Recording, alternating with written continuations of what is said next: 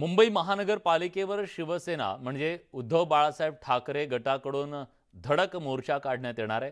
या मोर्चाला स्वतः पक्षप्रमुख उद्धव ठाकरे उपस्थित राहणार आहेत। राज्यात सत्तांतर झाल्यानंतर महापालिकेत मोठ्या प्रमाणात भ्रष्टाचार झाल्याचा आरोप ठाकरे गटाकडून सातत्याने करण्यात आला। युवासेना प्रमुख आदित्य ठाकरेंच्या नेतृत्वात हा मोर्चा निघणार आहे।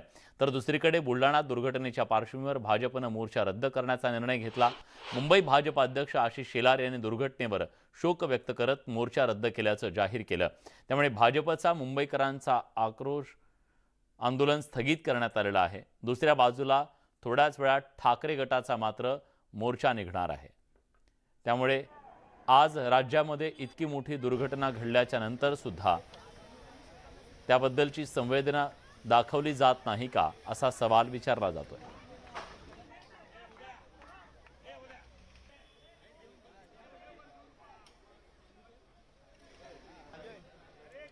तर थोड्याच वेळात ठाकरे गटाच्या मोर्चाला सुरुवात होणार आहे आणि या मोर्चाच्या साठी संबोधित करणार आहेत उद्धव ठाकरे।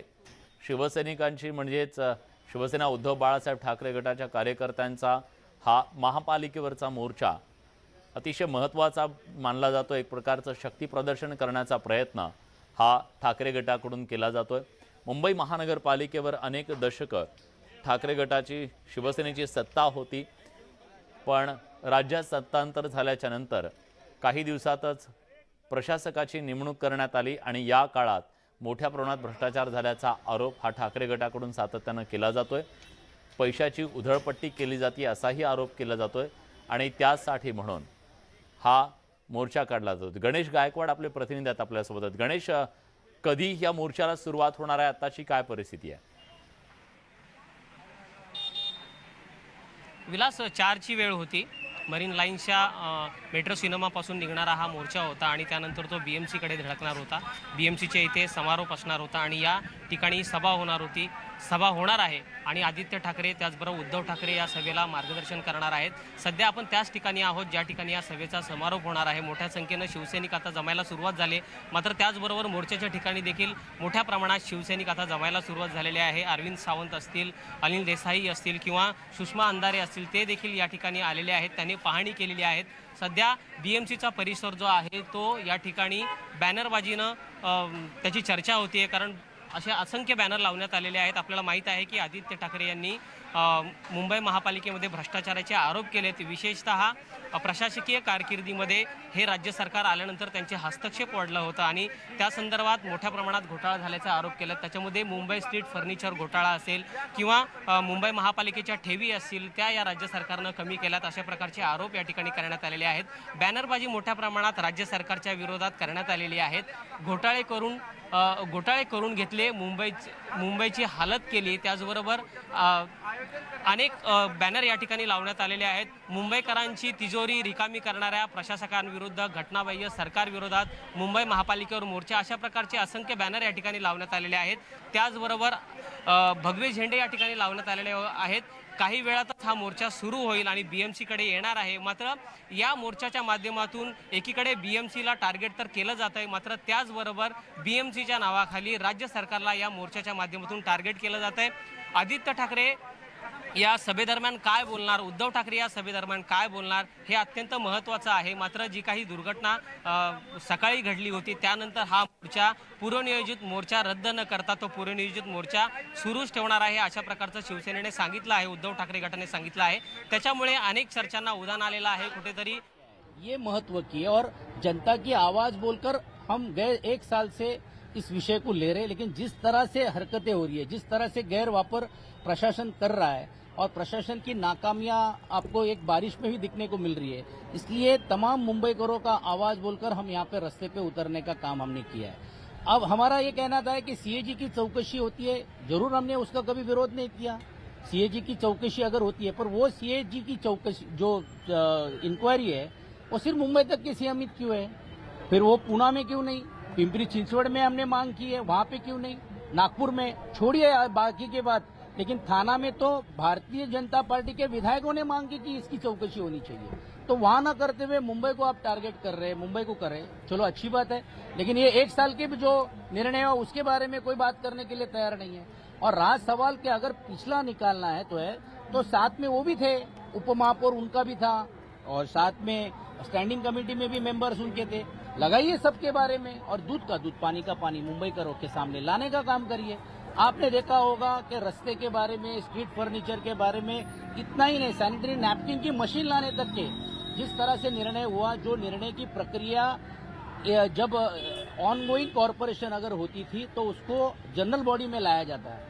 एएलएम्स को अधिकार है कि वो उसमें रिकमेंड करे कि भाई क्या अपने एरिया के काम होने चाहिए, नहीं होने चाहिए। ऐसे कुछ भी काम न करते हुए मन मर्जी से सिर्फ अपने कॉन्ट्रैक्टर्स को सपोर्ट करने के लिए या सामने कुछ छोटी चीजों को देखते हुए एक बड़ी चीजों को हासिल करने के लिए ये जो कार्य हुआ है और ये जो इस तरह से जो टेंडर हुए उसको हमने आक्षेप लिया और सिर्फ आक्षेप लेने का काम नहीं, तो ये हम लोगों तक लाने का काम कर रहे हैं। इसलिए मुंबई करो की आवाज बोलकर हम आज रास्ते पे। आज सिर्फ एक दिन का मोर्चा रहेगा सर या फिर आगे? जरूर, ये तो हम लोगों की बात, लोगों में जन जागृति होना चाहिए और इसलिए हमने लोगों का जो कहना है वो हमने सामने रखने का काम हमने किया है। लेकिन जब ये सामने रखते हुए हम यहाँ तक चुप नहीं बैठेंगे।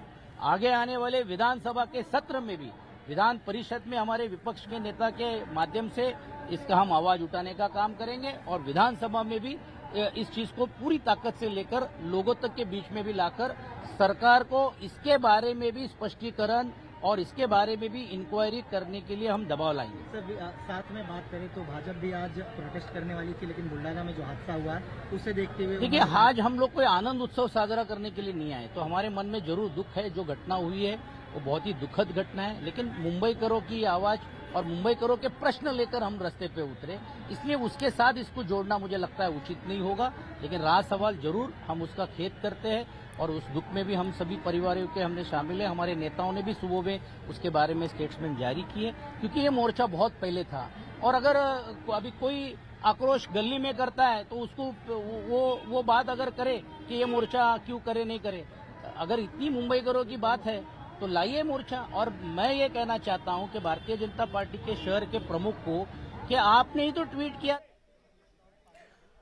तर ठाकरे गटाच्या आजच्या या मोर्चावर आपली नजर असणार आहे, पण आज दिवसभरातली सर्वात मोठी बातमी, सिंदखेड राजा परिसरात मध्यरात्री एका खासगी बसला भीषण अपघात झाला।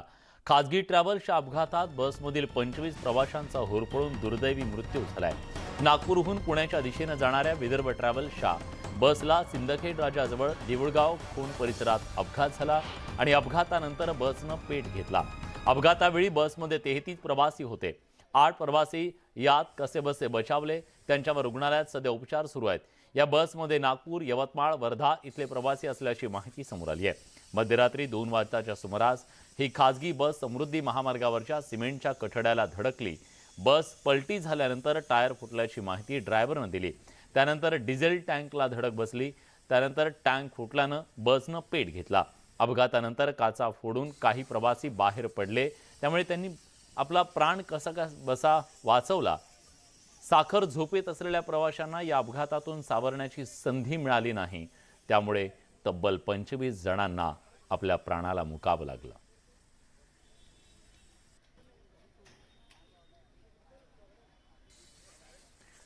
तर अतिशय भीषण असा हा बस अपघात, 25 जणांचा होरपळून या अपघातात मृत्यू झालेला आहे। संपूर्ण महाराष्ट्र अगदी सकाळी सकाळीच ही बातमी जेव्हा येऊन धडकली तेव्हापासून शोक सागरात बुडालेला आहे, कारण 25 कुटुंब उद्ध्वस्त केलेली आहेत या भीषण अपघाताच्या नंतर।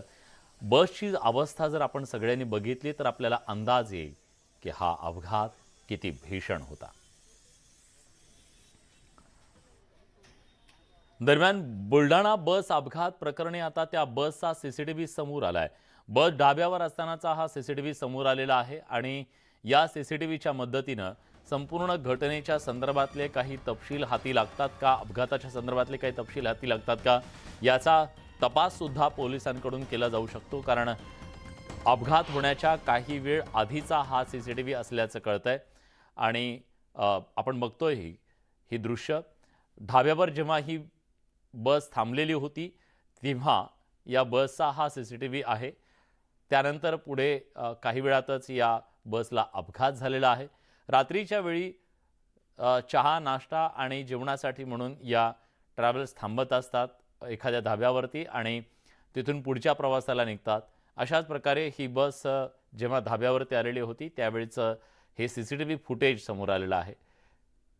शेवटची दृश्य ही जेव्हा काळानं घाला घातला या संपूर्ण बसवरती. बुलढाणा बस अपघात प्रकरणात बसच्या ड्रायव्हरवर सदोष मनुष्यवधाचा गुन्हा दाखल करण्यात आलाय. बसचा ड्रायव्हर दानिशला पोलिसांनी ताब्यात घेतलंय. ड्रायव्हरला झोप लागल्यानं अपघात झाल्याची माहिती सूत्रांनी दिली आहे. या भीषण अपघातात 25 प्रवाशांचा होरपळून मृत्यू झालाय. टायर फुटून अपघात झाल्याचा दावा ड्रायव्हर दानिशनं केला. मात्र टायर फुटला नसल्याचा अहवाल RTOनं दिलाय. त्यामुळे ड्रायव्हरच्या दाव्यावर प्रश्नचिन्ह उपस्थित केलं जात आहे.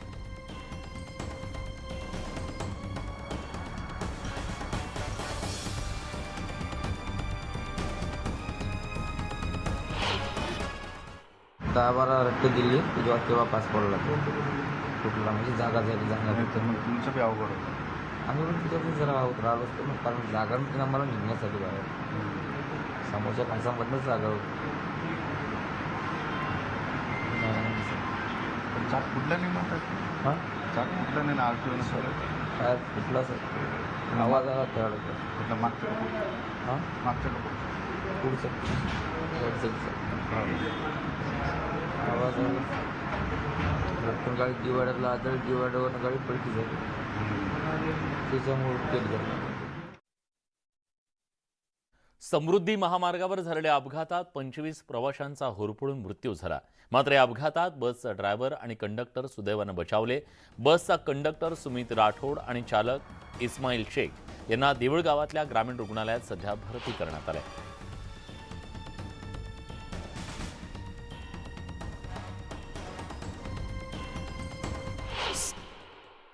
आपल्यासोबत RTOचे अधिकारी आहेत धकाते सर.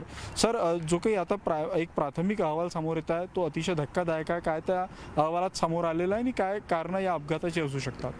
काल रात्रीचा जो ॲक्सिडेंट आहे जो बुलढाण्याच्या जवळ झालेला आहे सिंदखेड राजाला त्यात प्राथमिक अहवालात असं आढळून आलेलं आहे की जी बस पॅसेंजर बस चालली होती ती डिवायडरला धडक देऊन तिच्या डाव्या बाजूला टर्न झालेली आहे आणि डाव्या बाजूला टर्न झाल्यामुळे तिचा जो एक्झिट असतो डोअर असतो तो मार्ग ब्लॉक झाला. त्यामुळे तिथून लोक बाहेर निघू शकले नाहीत आणि जो फ्रंट एक्सेल जो होता तो पूर्णपणे तुटून बाहेर निघालेला आहे. त्यामुळे गाडी अशी घासत गेली आणि त्यानंतर ती टर्न झाली आणि घासल्यामुळे जी फ्युएल टँक होती डिझेल टँक ती पण तिथून फ्युएल पण लीक झाला आणि त्यानंतर त्याला आग लागली. जो इमर्जन्सी एक्झिट जो असतो इमर्जन्सी एक्झिट गाडी ॲक्सिडेंटमुळे मिसअलाइन झाल्यामुळे इमर्जन्सी एक्झिट पण ओपन होऊ शकला नाही आणि तिथून पण लोक बाहेर निघू शकले नाहीत आणि त्यामुळे मग लोकांना बाहेर निघायला अडचण झाली आणि एवढी दुर्घटना घडलेली आहे. यासाठी जबाबदार कोण असायला पाहिजे? ड्रायव्हरनी थोडी काळजीपूर्वक गाडी चालवायला पाहिजे आणि डिवायडरला जर चालत आहे तर त्याची लेन चुकलेली आहे. बेसिकली 3 लेन्स आहेत आणि हेवी व्हेकल्स जे आहेत पॅसेंजर व्हेकल किंवा ट्रान्सपोर्ट व्हेकल त्यांनी थर्ड लेनमध्ये चालायला पाहिजे होतं. तो जर डिवायडरला धडक देत आहे इकडे तर त्यांनी चुकीच्या लेनमध्ये गाडी चालवत आहे. तर थोडं रिस्पॉन्सिबिलिटी जर ड्रायव्हिंग केली असती तर कदाचित ही वेळ आली नसती. पुढे जर्नलिस्ट प्रशांत मोहिते, उदय तिमांडे, न्यूज 18 लोकमत, नागपूर. बुलढाणा बस दुर्घटनेची अनेक कारणं समोर येत असताना आता नागपूर परिवहन विभागाचा अहवाल समोर आलाय. या अहवालात ड्रायव्हरच्या चुकांमुळे हा अपघात घडल्याचा ठपका ठेवला गेलाय. बसचा वेग जास्त असल्यानं बस दुभाजकावर आदळून हा अपघात झाल्याचं नागपूर RTO कडून सांगण्यात आलंय. बुलढाण्यात घडलेल्या दुर्दैवी बस दुर्घटनेनंतर नाशिकमध्ये 11 महिन्यांपूर्वी घडलेल्या घटनेच्या वेदनादायक स्मृती नाशिककरांच्या डोळ्यासमोर जाग्या झाल्या. नाशिक औरंगाबाद चौफुलीवर यवतमाळहून मुंबईला जाणाऱ्या एका खासगी बसनं पहाटेच्या सुमारास पेट घेतला होता. या अपघातात 12 प्रवाशांचा होरपळून मृत्यू झाला होता. या दुर्दैवी घटनेनंतर या संपूर्ण परिसरात गतिरोधक उभारणं, परिसरातील अतिक्रमण काढणं आणि सिग्नल यंत्रणा कार्यान्वित करणं अशा तात्काळ उपाययोजना प्रशासनाकडून करण्यात आल्या. बुलढाण्यातल्या अपघातानंतर नाशिकच्या या अपघाताच्या स्मृती जाग्या झाल्या. 8 महिन्यांपूर्वी नाशिकच्या याच नाशिक औरंगाबाद महामार्गावरील मिरची चौफुलीवरती एक भीषण अपघात घडला होता आणि समृद्धी महामार्गावर घडलेल्या या अपघातानंतर या अपघाता स्थळावरच्या आठवणींना पुन्हा एकदा उजाळा मिळालेला आहे. मात्र या अपघातानंतर प्रशासनानं या सिग्नलवरती अनेक प्रकारच्या उपाययोजना ज्या आहे त्या अपघात झाल्यानंतर केल्या. त्या उपाययोजना नेमक्या काय आहे त्या आपण बघूयात.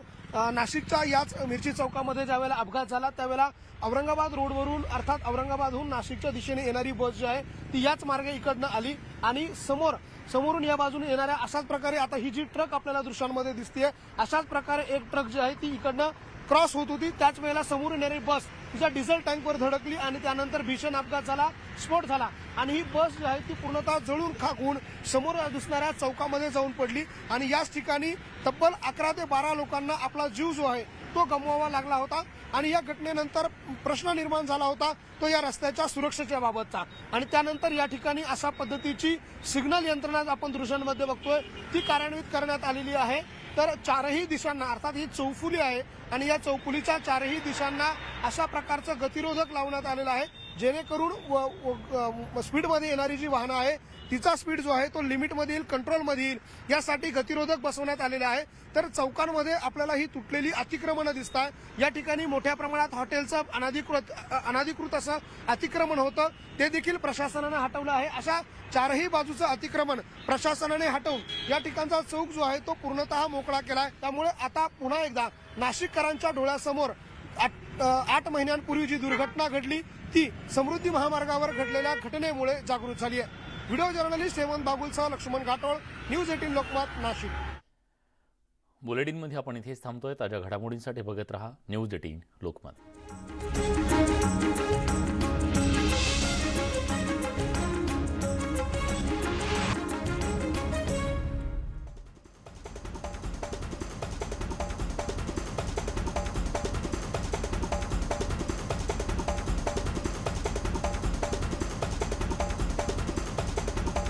आपल्या निवासस्थानाच्या इथून एकनाथ शिंदे काही क्षणांपूर्वी निघालेले आहेत.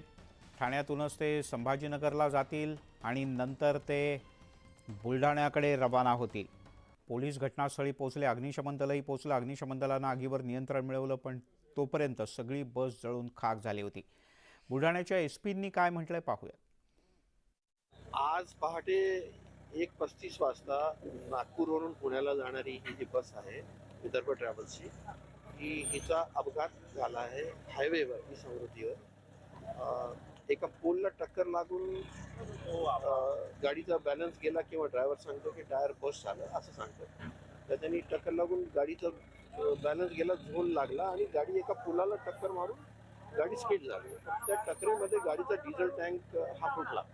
डिझेल टँक फुटल्यावर गाडीत अचानक आग लागली आणि सगळे लोक झोपेत असल्यामुळे 7-8 लोकांनाच फक्त प्रयत्न करून गाडीच्या बाहेर येण्याची संधी मिळाली आणि ते वाचले. बाकी 25 लोकांचा याच्यामध्ये मृत्यू झाला. किती लहान मुलं आहेत आणि किती मोठी? 3 लहान मुलं आहेत. अशा बॉडीज खूप श्रिंक झाल्या आहेत आणि त्यापैकी 3 लहान मुलांची ओळख म्हणजे 3 लहान मुलं आहेत असं लक्षात येतं. बाकी मोठे. पुढचा तपास कसा असेल?